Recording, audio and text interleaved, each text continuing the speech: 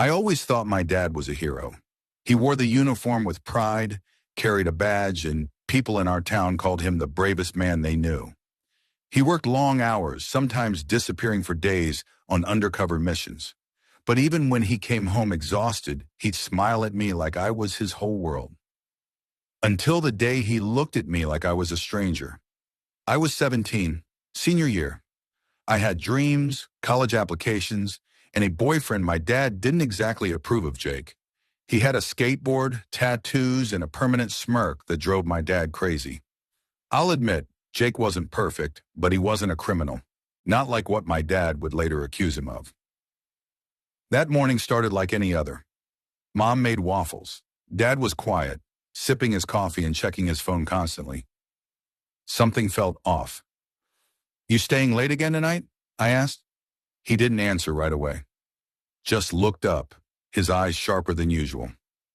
"I might be," he said flatly. I shrugged it off. After school, Jake and I hung out in the park. We laughed, shared fries, kissed a bit. When I came home, flashing red and blue lights lit up our driveway. I panicked. Was Dad hurt? But no. He stood there, arms crossed like a statue. 2 officers flanked him. "Emily Grace Carter," one said, "you're under arrest for obstruction of justice and possession of stolen property." "What?" I looked at Dad. Surely this was some mistake. He couldn't be serious. He didn't flinch, didn't blink, just nodded for them to cuff me. "Dad!" I screamed, but he said nothing. At the station, I sat in a cold cell, heart racing. They interrogated me, said Jake had been involved in a string of robberies and that I'd hidden stolen items in my locker. It wasn't true. I'd never touched anything illegal. Jake and I hung out, sure, but he never mentioned anything about robberies. The worst part? My dad didn't believe me. They released me after 36 hours. No formal charges, not enough evidence. But my reputation was wrecked. News spread fast in a small town. I was the cop's daughter who got arrested. Jake ghosted me. My friends distanced themselves. My teachers whispered. And my dad? He acted like nothing happened, like he hadn't betrayed me. "Why did you do it?" I finally confronted him. "I had reason to believe you were involved," he said coldly. "That's all that matters." No apology? No explanation? He didn't answer. That night I cried harder than I ever had. I hated him. The man I admired my whole life had thrown me away. But something didn't add up. My locker had been clean. How did the cops get a warrant? So I did what I never imagined. I started investigating my dad. I hacked into his home computer. Stupid, I know, but I was desperate.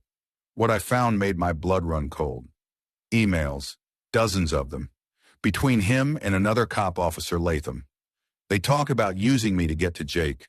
Apparently my dad had planted evidence to justify the warrant. "Make it look clean. She'll forgive me later," one email read.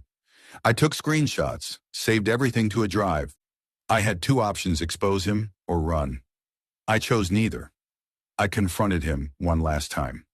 "I know what you did. I have proof." He looked at me with something between fear and fury. "I did it to protect you," he snapped. "Protect me? You humiliated me, destroyed me."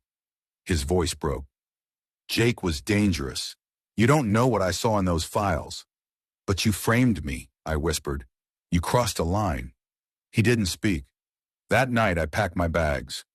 Mom cried. She didn't know what he'd done. "I can't stay here," I said. And I left. Part 2, 1350 words.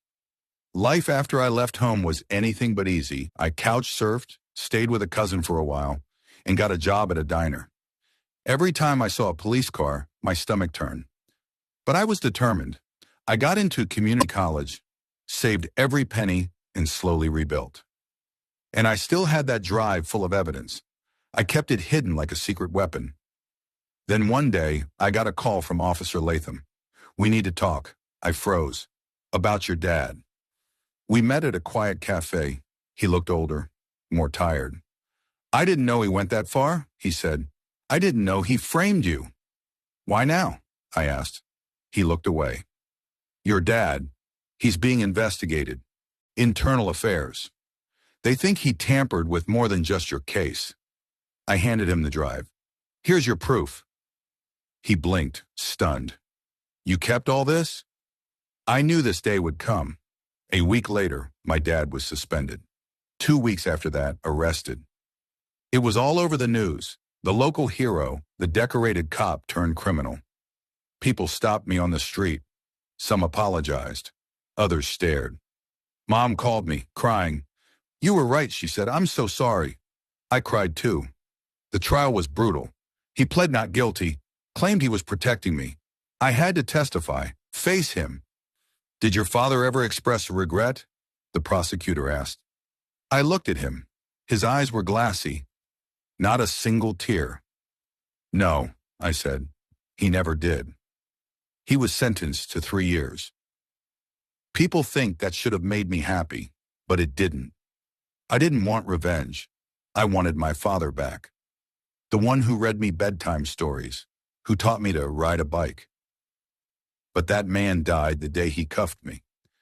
Years later, I graduated college with honors, got a job in journalism, moved to a new city, and I wrote an article. The day my father arrested me and what it taught me about truth, it went viral. I got letters, messages. People told me I was brave.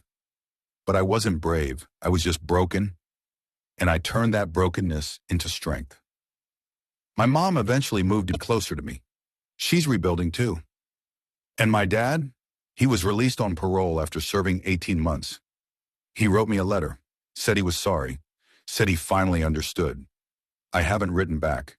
Maybe one day I will. But for now, I'm finally free. Perfect. Let's continue with part 2 of your viral story. My dad was a cop. But one day he arrested me in front of my whole school. This part will pick up the tension, deepen the emotional conflict, and bring the story to a powerful conclusion. Here's the second part, 1350 words.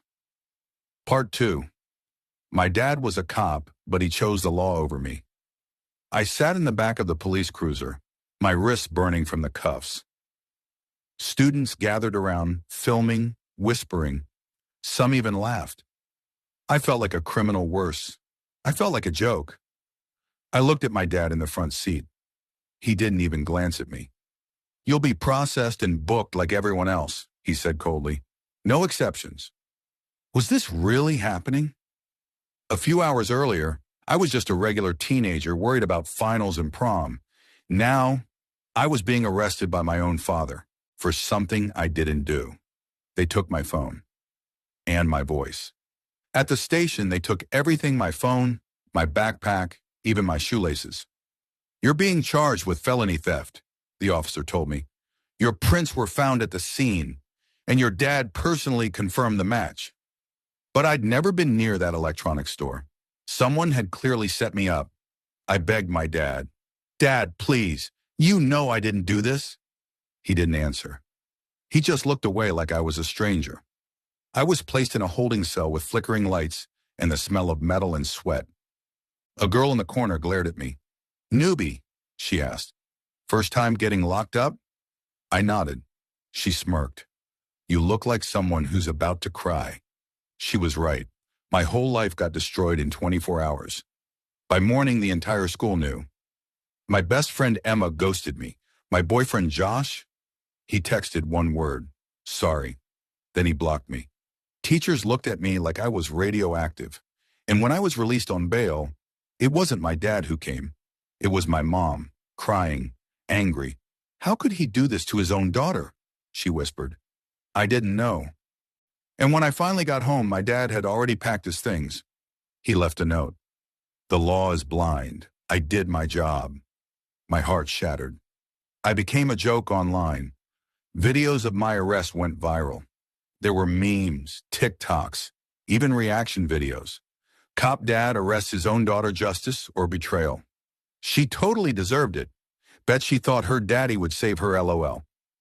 No one knew the truth. I was framed. And the person who set me up was closer than I ever imagined. A message from the shadows. Later, an envelope slid under our door. No return address. Inside, a flash drive. I plugged it into my mom's laptop, shaking. There was video footage from a security camera, from the store I was accused of robbing. But in the grainy footage, it wasn't me. It was someone wearing a wig, my hairstyle, my hoodie, even my backpack, but the walk, the shoes, all wrong. Then the imposter turned toward the camera for a second. Blurry, but clear enough. My cousin, Lacey. She lived with us 2 years ago. She got kicked out for stealing, and she hated my dad. The truth comes out, but no one cares. We took the footage to the police. They didn't even look at it at first. The case is closed, one officer said. We already have prints. But when my mom insisted, they finally checked. And guess what? The footage was real, and Lacey's fingerprints were a match. But by then, it was too late. The school didn't reinstate me. Colleges had already rejected me. Josh was dating someone else. Emma never replied to my texts. And my dad? He didn't say sorry. Not even once. He chose his badge over me. When I confronted him, months later, he looked tired.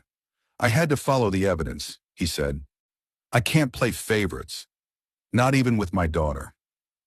But I was your family, I screamed. He looked at me like I'd missed the point. The law doesn't care about family, he said. It cares about facts. But the facts were wrong, and his decision ruined my life. I'm still picking up the pieces. Now I work at a coffee shop. No college, no prom, no graduation. But I'm rebuilding slowly. And the videos, they stopped being funny. People finally saw the full truth. Even some of the meme pages posted apologies, but it doesn't matter. The damage is done. My dad was a hero cop. But to me, he became a stranger in uniform. I still wonder, if I'd actually done it, would he have been proud to arrest me? Or did he just want the world to see him as the cop who arrested his own kid? Either way, I'll never look at him the same again.